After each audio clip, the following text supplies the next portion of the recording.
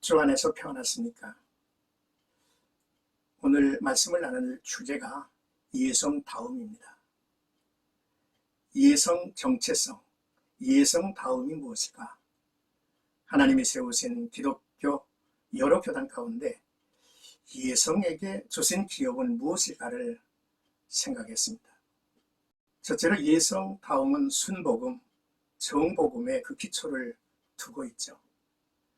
예성의 스승으로 존경을 받는 고 김웅조 박사는 예성을 순복음 위에 세우시는데 큰 공을 세운 분입니다. 바로 예성다움은 복음에 있죠. 우리 시대가 얼마나 복음주의에서 벗어나고 있음을 보여주는 로버트 콜몬이 쓴 다시 복음의 핵심으로라는 책에서 힘써 밝혀주고 있습니다.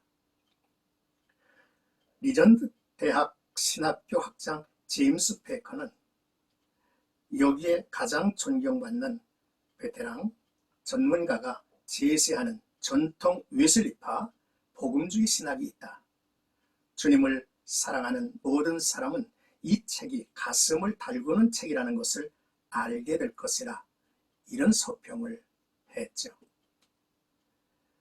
J.I. 페커에 따르면 복음은 복음주의 신앙으로 정의하여 성경 말씀을 절대적으로, 또 예수 그리스도의 왕권, 거룩한 성령의 주권, 회심의 필수성, 전도의 위성, 교제의 중요성을 가장 우선적인 기반에 둔다라고 했습니다.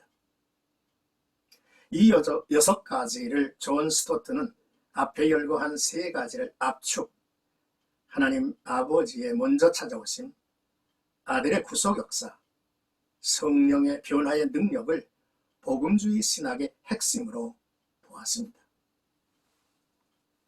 기독교가 말하고 하는 독특한 주장이 3가지죠. 성육신과 부활과 성령의 강림입니다. 먼저 하나님이 사람이 되셨다는 성육신 신앙이죠.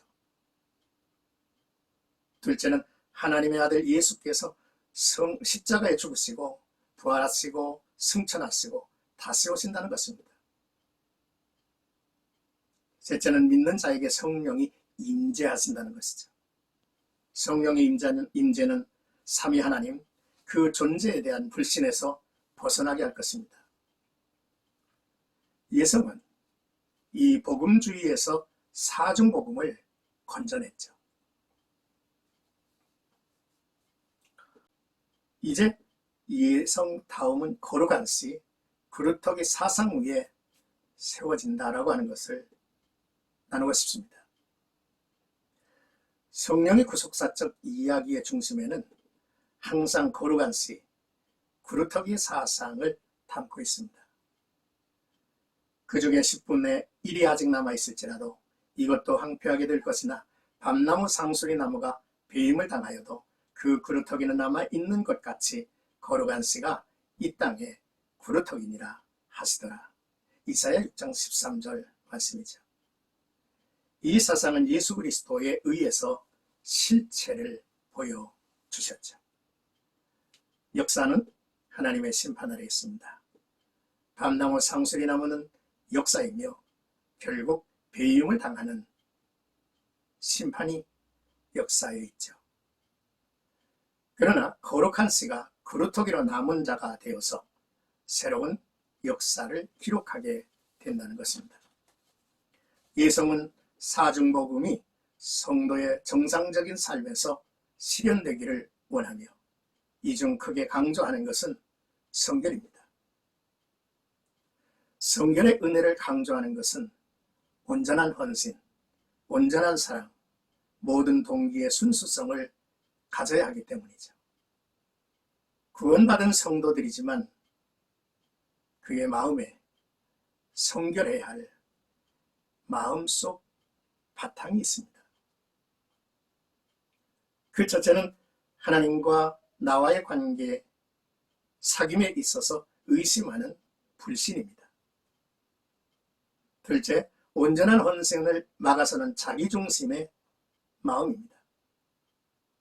셋째, 세속의 유혹에 여전히 열린 마음을 갖고 삽니다. 삶의 기준이 세상이죠.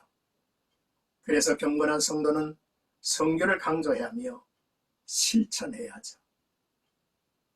성결의 포기는 사탄이 원하는 것입니다. 성화의 삶으로 영화에 이르러야 하죠. 예성다움은 거룩한 씨, 구루터기의 사상에 있음을 알아야 합니다.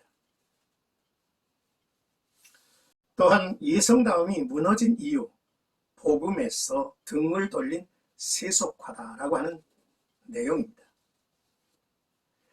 요즘 레위기 민수기 신명기서를 읽고 묵상하면서 안타깝고 분이 솟기도 하죠. 하나님의 선택을 받고 하나님의 거룩한 뜻과 약속에 세워진 이스라엘이 어쩌다 광야에 갇혀 40년을 살고 그곳에서 죽어가는 것입니다. 누가 저들을 광야에 가뒀고 거기에서 하나씩 죽어가게 했습니까? 그들이 이야기는 두렵게도 오늘 우리의 이야기임을 발견하게 하죠. 무엇보다 이스라엘의 출애굽 시간이 얼마나 놀라운 것입니까? 오직 은혜로 이루어진 일이죠. 그럼에도 불구하고 당연하다 여기며 가볍게 여기지 않았나 싶습니다. 그리고 이스라엘은 질병과 죽음의 저주에서 벗어나는 길과 치료하시는 하나님께 보장을 받습니다. 그러나 죄와 하나님의 진노, 그 죽음 앞에서 하나님께 부르짖는 모습만 보여주고 있죠. 그리고 이스라엘은 시내산에서 하나님을 대면하고 하나님의 말씀을 들었고 그 말씀을 돌판에 새겨주신 것을 봤습니다. 영원한 언약의 백성이 된 것이죠. 그러나 신비에 기록하지 못했습니다. 또한 이스라엘은 성막과 예배를 통해서 참신이신 하나님과의 관계를 유지하며 영적 사귐의 삶을 누리게 되었습니다. 그러나 이스라엘은 성막과 예배의 초라한 모습을 보았을 것입니다. 웅장한 이방신전, 그들이 신나게 뛰노는 제의의 마음이 갔으며 빼앗겼던 것이죠.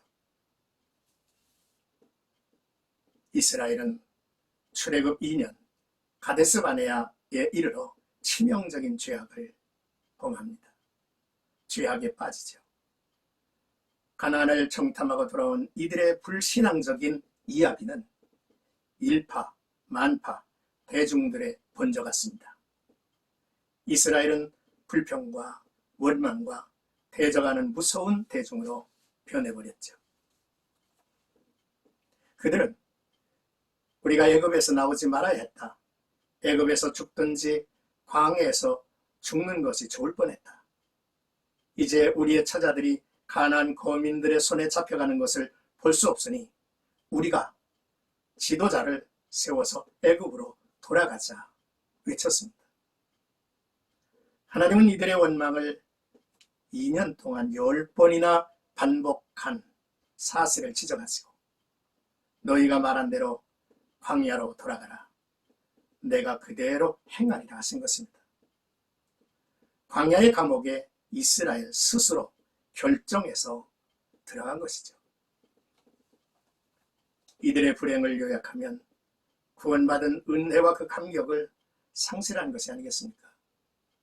큰 구원을 등한히 여기고 당연한 것으로 값싸게 여긴 것이 아닌가 싶습니다.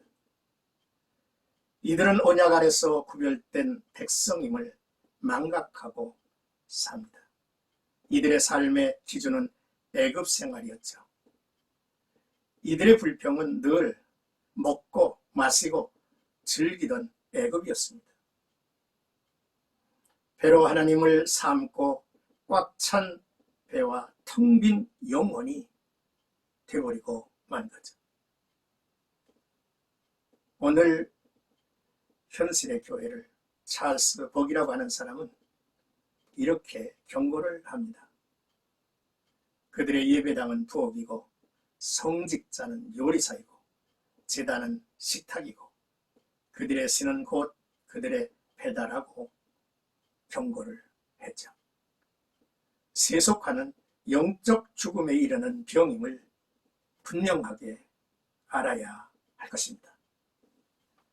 가나안의 꿈, 이들은 가나안의 비전을 이뤘습니다. 어디든 젖과 꿀이 흐르면 좋다는 생각이었을 것입니다. 이스라엘은 그 어떤 도전 정신도 없었죠. 가나안의 축복은 가나안을 꿈꾸는 자가 없습니다. 이제 끝으로 예성다움을 회복하기 위한 몇 가지의 제언을 나누고자 합니다. 다시 복음의 핵심으로 돌아서야 하지 않겠습니까? 모두가 아는 이야기일 것입니다. 그러나 몇 번이고 외치고 선언하여 입에 늘 담겨 있어서 입을 열면 흘러나오는 나의 말, 내가 전하는 메시지가 복음이 되어야 합니다. 그러므로 첫째, 성육신 신앙을 우리가 소유해야 합니다. 하나님이 사람이 되셔서 세상에 주소를 삼으심 같이 그분의 성육신의 사건이 내 심령에 큰 감동과 끊임없는 사랑과 찬양이 되어야 하겠습니다. 그로 인해서 우리가 어느 곳에서 성육신해야 하는가를 고민해야 할 것입니다. 둘째, 부활신앙, 재림신앙입니다. 성도가 세상의 문화나 세속적인 표준에서 벗어나지 못하는 것은 부활신앙, 하나님 나라, 천국이 보이지 않기 때문입니다. 천국에 대한 메시지, 부활에 대한 메시지, 강단에서 더 많이 외쳐야 되지 않겠습니까? 그래야 세상만 바라보고 사는 성도들이 하늘나라를 바라보게 될 것이기 까닭이죠. 셋째, 성령 강림, 성령 임재 신앙입니다. 성령 강림의 체험이 없으면 은혜를 모르는 복음에 머무는 것입니다. 기름과 동력이 없는 기계는 장애물이 될 수밖에 없죠. 성령의 임재를 구하는 간절함, 성령의 임재를 구하는 간절함 속에 외치는 설교, 성령의 임재를 간절히 바라는 공동 예배, 믿음과 기대가 늘 가득해야 합니다. 넷째로 사증복음을 삶에서 체험하는 영성훈련의 과정으로 만들어보자는 것입니다. 사증복음은 성도 한 사람이 걸어가야 하는 진리의 길입니다. 함께 연구하고 영성훈련 과정을 예성해서 만들었으면 좋겠습니다. 오늘 이 귀한 주제를 가지고 여러분과 나눌 수 있어서 감사를 드립니다.